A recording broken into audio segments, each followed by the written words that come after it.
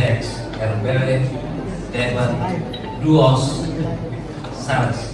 Entah benar apa saya, nah itu bahasa Yunani dan saya nggak minta diartikan oleh ahli.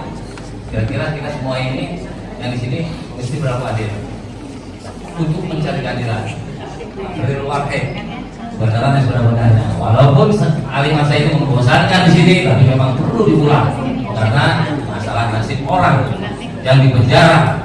Jadi harus diulang bahwa kita semua di ruangan ini termasuk pengunjung ikut mensupport mencari kebenaran yang sebenar-benarnya, hakikat kebenaran.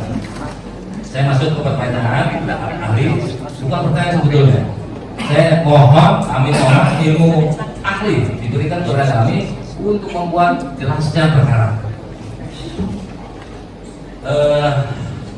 Tadi saya dengar sendiri, takut salah juga, bahwa saksi adalah ahli, bahwa profesor seorang ahli dari linguistik forensik, betul? Dalam linguistik forensik, sepengetahuan saya bahwa pastilah banyak menguasai tentang teori, betul?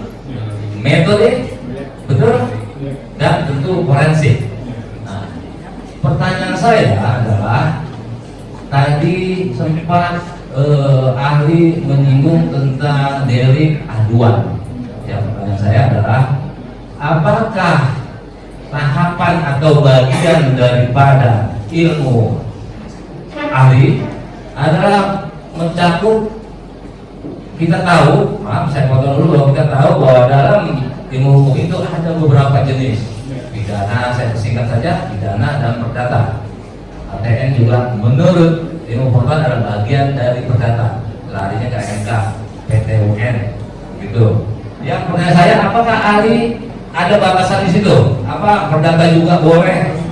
Atau memang mempelajari itu? Atau memang pidana saja? Menyangkut tadi? Menyangkut ke semua dampak ilmu. Ya. Dampak ilmu hukum. Datanya tunggal, penggunaan bahasa, dampaknya bisa pidana, bisa perdata, bahkan bisa tata negara. Artinya dalam ilmu hukum itu saksi menguasai untuk itu dan mempelajari tentunya awalnya. Jadi bukan klasifikasinya adalah hanya untuk perdata, tata negara, enggak ya? Berarti memang ahli untuk diketahui semua. Ahli memang boleh bicara tentang hal sebatas ada sesuatu batasan tertentu. Contohnya delik aduan, itu memang boleh saksi menyampaikan itu di bidang saksi ya. Tentang delik aduan itu masuk nggak ilmu disiplin ilmu saksi? Delik aduan atau bukan itu ditentukan oleh undang-undang ya. Ya. Kita mengikuti saja. Ya. Artinya saksi boleh ahli boleh bicara itu. Boleh. Oh boleh. Oke. Delik aduan itu kan artinya tindak pidana itu ada lahir ketika si korban melapor. Ya. Betul? Ya. Oke. Ini sudah 22 kali tidak hadir. Saya nggak tanya nanti bagaimana hukumnya, enggak. Saya nggak bodoh-bodoh amat pembatasannya.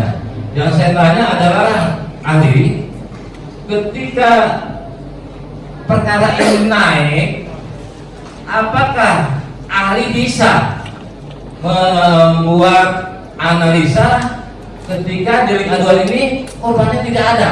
Itu pertanyaan saya. Apakah ahli kok bisa, boleh menganalisa tentang bukan kebenaran material ini? Ahli bisa nggak memeriksa itu?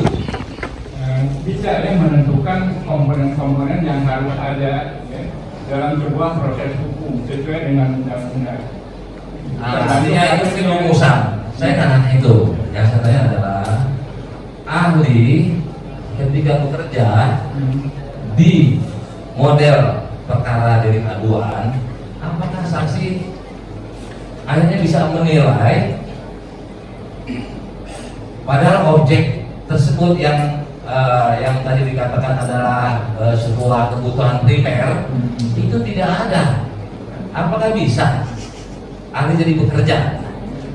Bukan mengenai hasilnya, bisa nggak bekerja tanpa adanya itu delik aduan ini akhirnya bisa dipersidangkan? Yang penting bagi saya sebagai ahli linguistik forensik ada data penggunaan bahasa, yang potensial berdampak hukum. Itu ya. Oke. Bahwa itu delik aduan atau tidak, kita ikuti ya ketentuan undang-undang. Misalnya kasus pencemaran nama baik. Artinya kita contohkan langsung. Ya, itu kan delik aduan. Ya. Ditentukan ya siapa korbannya, ya, dan kemudian kerugian materialnya berupa apa, ya, teksnya berupa apa, segala macam. Karena tanpa itu saya tidak bisa bekerja. Berarti kan tidak bisa bekerja. Ya. Itu yang saya ingin. Ya. Ahli itu sehingga tidak berguna ilmunya. Ya. Untuk mencari itu tidak bisa, itu bahannya nggak ada. Kan gitu. Ya. Jadi itu yang saya mau minta pendapat ahli. Ketika tidak ada korbannya, tentu ahli bingung. Dan begitu juga ketika data-data tersebut belum mendapatkan kepastian, adanya ini tidak bisa ditentukan. Tapi ketika ada petunjuk, temuan petunjuk buku induk, di situ ada 2 warna, itu kan perlu reprint, ya kan? Artinya barulah bisa dinilai kualitas daripada objek studi ahli. Bahwa ini kok 2, artinya perlu penelitian lagi kan? Kok 2 warna, terus ejaan baru. Ini kita temukan langsung. Apakah itu bagian juga dari materi? Contohnya begini. Dalam buku induk-induk ada terdapat ejaan sebelum tahun 70, ada ejaan yang disempurnakan. Joko, DJ. Kan nama Joko banyak. Di situ kita temukan DJ. Sementara yang terkait dengan kasus ini, Bapak yang kita hormati, Bapak Jokowi, itu cuma J. Itu suatu objek bukan dengan Bapak. Ya, itu bukti tertulis ya, itu bukti penggunaan bahasa yang bisa jadi bukti hukum. Bukti hukum. Artinya lahir tahun 60 seharusnya DJ. Ya, penggunaan ejaan itu termasuk salah satu bukti hukum yang bisa mengidentifikasi dan mengklasifikasi ya untuk kasus hukum tertentu. Karena saya bekerja di semua level ya.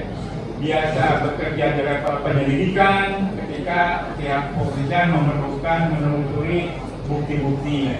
Bisa bekerja di penyidikan ya ketika menghubungkan antara bukti-bukti dengan pasal. Bisa bekerja di penuntutan ya, membantu jaksa untuk lebih memperkuat dan memperdalam putusan, dan juga seperti proses pengadilan ini. Ya, jadi di semua level saya biasa bekerja itu. Tapi yang pasti yang saya hadapi adalah bukti penggunaan bahasa. Itu ya yang berdampak hukum, bisa ke hukum pidana, bisa ke perdata, bisa ke tata negara. Ya. Betul dampak hukum ini. Terima kasih saksi. Sekarang pertanyaan saya terakhir. Ketika saksi bekerja menemukan hal-hal tadi, korbannya ternyata tidak mau memperlihatkan, bukan masalah kebenaran ini korban tidak mau dapat, bukan. Asli itu tidak dibawa, tidak ada bahan komparasi, bahan studi banding. Satu. Ketika ada nama DJ tadi yang ahli bilang itu termasuk sebuah penilaian, perlu dinilai. Ketika 2 warna didapat di situ, sementara yang warna lain ada yang hitam. Itu bukan wilayah saya.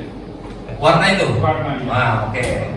Jadi artinya 2 permasalahan itu, ini kalau di pidana itu kalau menurut unsur satu pun tidak dapat dibuktikan, maka unsur itu gugur. Kan gitu. Saksi kan tadi kan menyampaikan bahwa ini dasar itu masih boleh di apa? Masih domainnya. Nah, saya takut salah bicara dengan mengawalnya. Ketika 2 itu ditemukan sama saksi, artinya saksi tidak bisa bekerja, jadi tidak bisa menentukan apa penilaian sebagai ahli. Ketika pokok persoalan itu orang yang harusnya membawa bukti tapi tidak ada bukti tersebut, ini bukan kebenaran materi ini, ya. Terus nama ejaan itu agak aneh. Saksi dalam laporan saksi untuk jaksa, untuk hakim atau untuk kepolisian yang meminta keilmuan saksi apa catatan saksi dibikin di situ? Sempurna sebagai bukti atau cacat atau apa dalam ilmu disiplin yang profesor kuasai? Jadi begini ya, untuk menilai apakah tahapan proses dilaksanakan sesuai dengan SOP prosedur, itu bukan wilayah saya.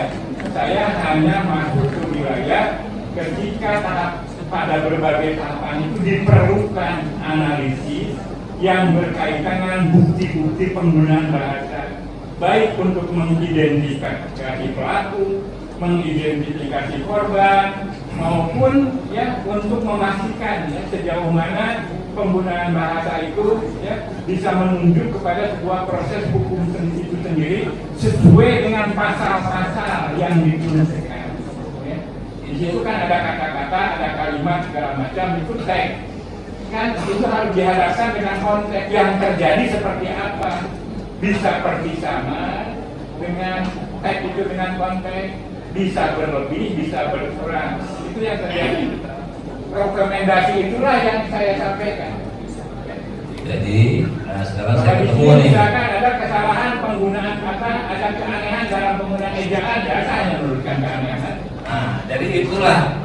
Artinya saya mendapatkan pertanyaan saya yang tepat adalah ketika Profesor ahli menguraikan tadi rekomendasi apa yang saksi berikan ketika menemukan gejala seperti itu yang tidak sesuai tadi primer, sekunder, tertier umpamanya.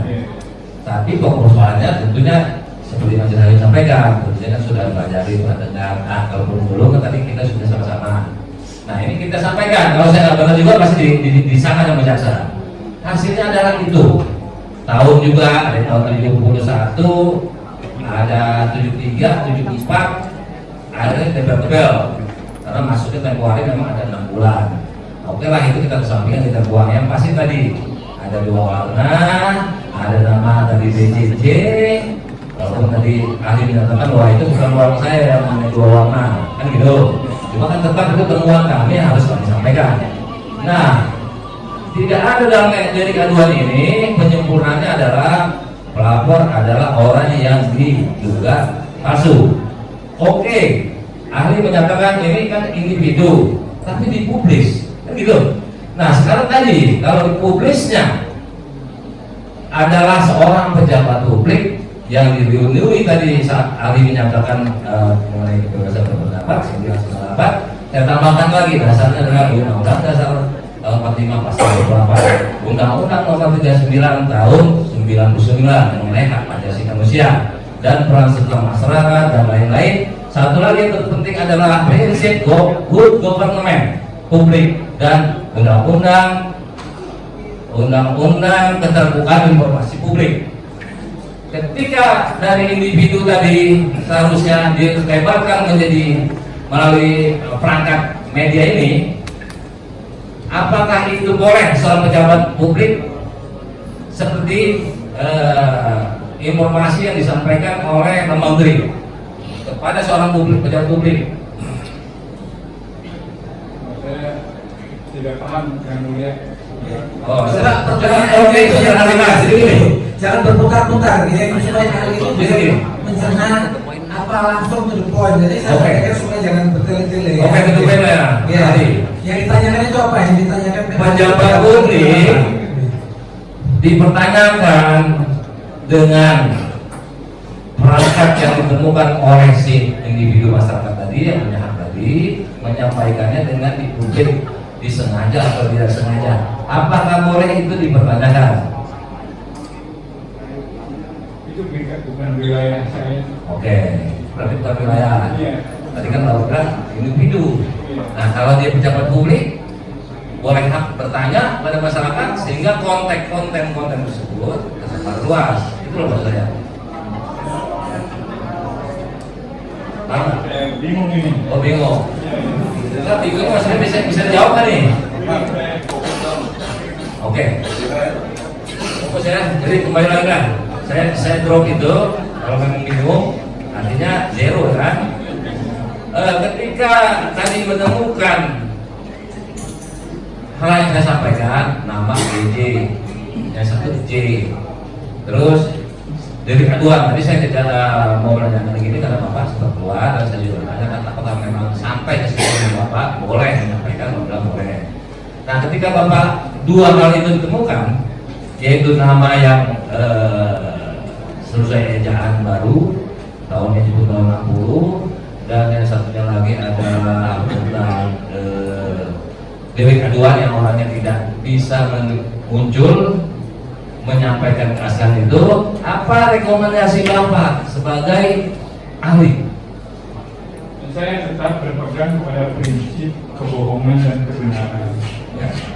Jadi yang paling tinggi konfirmasinya adalah dengan, karena ini kecenderungannya adalah bertentangan ya, secara diametral, maka untuk menguji kebenaran dan kamu itu dengan menghadirkan bukti yang asli. Masih artinya tidak bisa tanpa yang asli, Bapak bekerja tanpa bisa juga melapor tanpa berarti hilang hak dari aduan itu, kan begitu? Jadi saya tidak melakukan analisis terhadap teks tentang DG apa dan sebagainya. Saya tidak pernah berhadapan dengan teks itu. Ya. Tapi ini fakta. Kan teoritis, ya teoritisnya seperti begitu. Ya, uji kebenaran dan kebohongan yang menyangkut sesuatu yang empirik, yang faktual, yang bisa diindrai, ya. Bukan pikiran, bukan kaidah, yang sesuatu yang abstrak, tapi fisikal, ijazah kan fisikal, ya. Gitu. Sama dengan benda-benda yang lain. Ini ada yang menyebut palsu, kan gitu persoalannya. Uji kebenarannya adalah dengan menghadirkan yang asli. Terima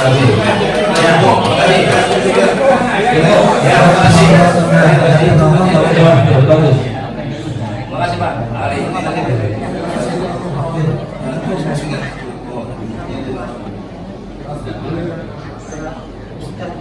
Yang lain sudah ya?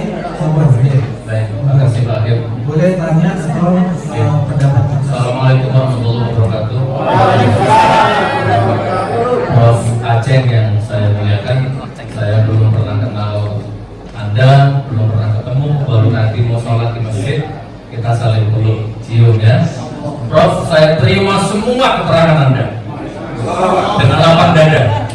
Saya terima, saya taati, saya dapat guru baru hari ini.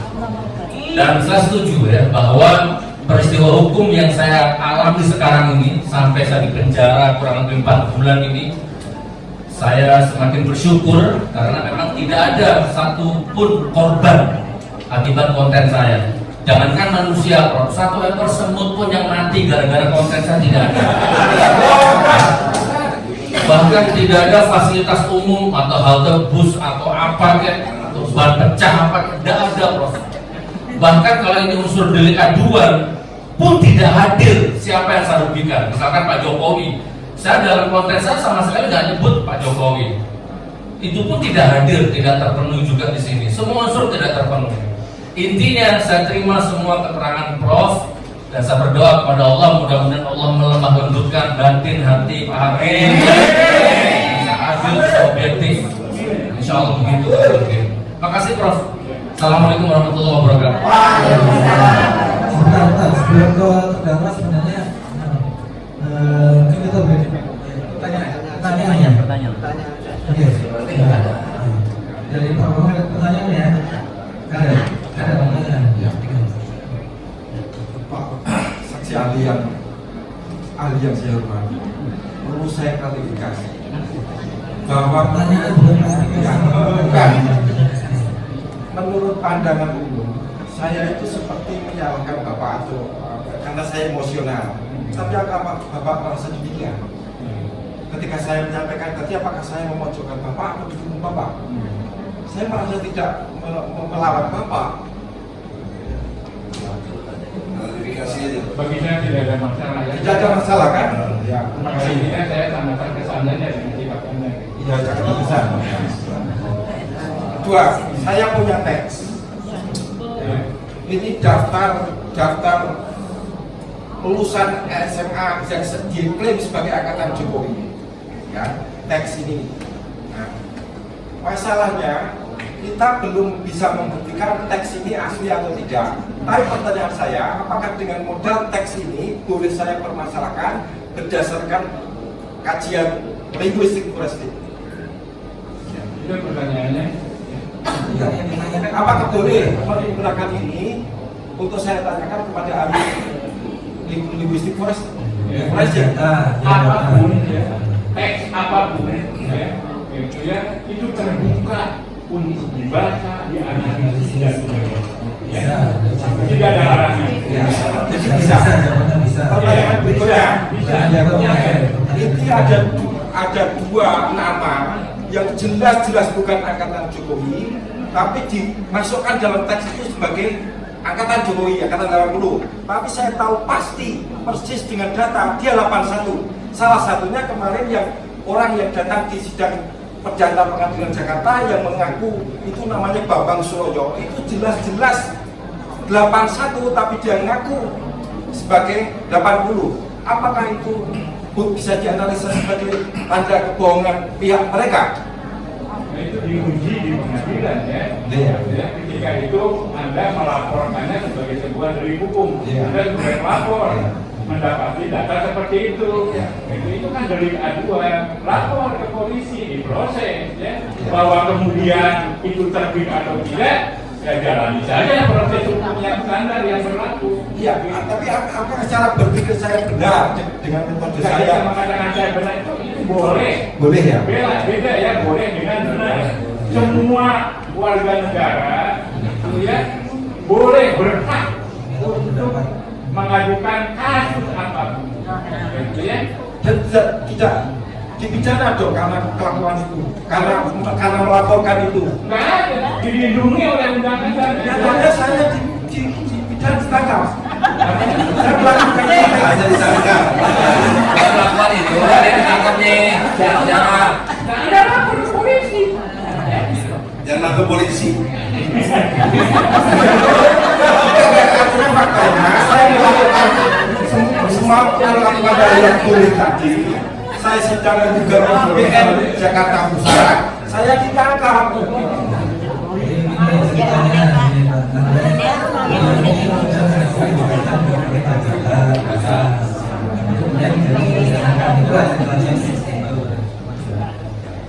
Saya menggunakan teks, menguji teks berdasarkan kemampuan saya, sesuai mengumpulkan jadi buku.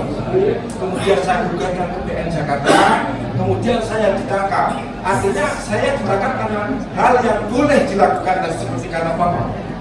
Ya kan, ini kita bicara dalam konteks prosedur ya. Di sini kan ada prosedur pra pengadilan, ya, gitu ya.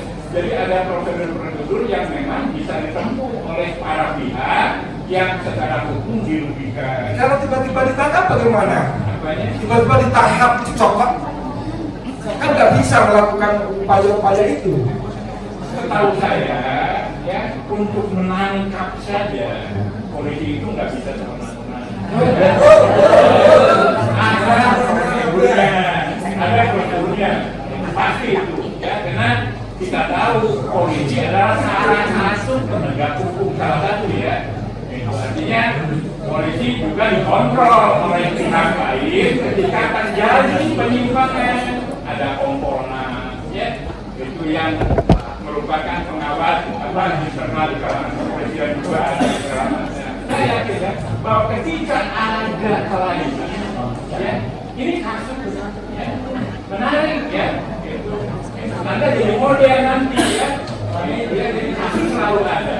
Jadi ikuti saja seluruh prosedur ini, ya, karena itu resiko Anda mengambil langkah untuk menganalisis ini dan melaporkannya.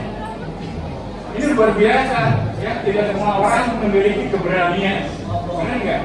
Apalagi menyangkut orang nomor satu di Indonesia. Ya. Bagi saya, gitu ya. Dan saya bukan orang gila yang akan melakukan saya yang punya data yang kuat secara linguistik forensik. Ya. Itu soal lainnya. Saya nggak tahu. Ya pokoknya begini. Ada lagi pertanyaannya? Enggak, saya pengen dan bahkan saya minta kesempatan pada majelis. Saya puji jaksa yang kemarin mendengarkan hadis saksi Mahmud Nurwibu. Itu luar biasa, itu akan membuka semua kebohongan ini Pak. Saya tahu itu bohong. Iya, saya berterima kasih Pak. Ya, pertanyaan ada masih ada pertanyaan? Tidak ada. Dengan sekali saya merasa bahwa Bapak adalah malaikat penolong saya. otak saya. Kalau saya marah-marah lagi, marahnya bukan kepada Bapak, tapi kepada teks-teks ini yang soto loyo ini. Supaya jangan salah paham. Saya terima dengan pujian kum summa kum kau. Oke, sebentar pakai sebagai penutup, saya biar bisa tidur kan nanti. Saya saksi, saya oh gini, saya nanya sedikit, gini. Saya saksi sejarah, saya saksi hidup. Jadi Bambang Tri ini mengajukan gugatan perdata ke pengadilan pusat dan sudah sidang 1 kali ya, sudah berproses itu sidang perdatanya, dicokok, diambil paksa di Hotel Sofyan, Tebet, Jakarta. Waktu itu beliau tidur sama saya, beda kamar. Saya dulu yang di BAP, baru dia tahu sudah dibawa ke Baris Krim Lantai 15. Perdata sedang berjalan, tabayun sedang dilakukan, proses keadilan sedang ditempuh, tiba-tiba ditangkap. Gitu. Baik, itu menjadi catatan menarik buat saya. Assalamualaikum warahmatullahi wabarakatuh.